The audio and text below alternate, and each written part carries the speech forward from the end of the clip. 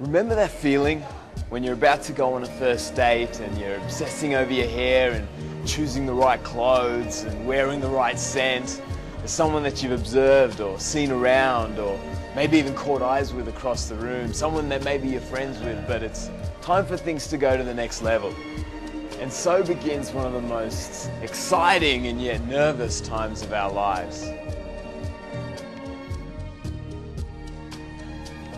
A carefully selected venue with the right view, the right lighting, the right ambience. And so the stage is set for the first meal. When you sit down like that, it's about so much more than satisfying your physical hunger. A meal is that time when you discover someone. I mean, you find out what they like and what they don't like, what they love and what they hate, what's happened in their past and what they long to see happen in their future. It's when you find out who someone is. That first meal can be a little funny sometimes. Awkward silences and torrential conversation, the need to impress forever in the back of one's mind. But as time goes on, an ease develops. Not one that stops you wanting to be a better person, but one that comes from the assurance that you are loved just as you are. And that's when the walls come crashing down. You know, too many times when people think of Christianity, they think of mere religion, of rules and of regulations, a list of do's and don'ts that they must adhere to in order to somehow scrape into heaven.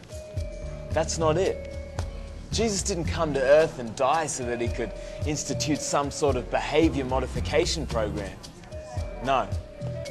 It's an all-field concept, but Jesus came so that we could dine with God. You see, in the Bible, God describes his relationship with us by saying that he stands at the door of our heart and knocks, and that if we would hear his voice and open the door, he would come in and share a meal with us. We get to discover God.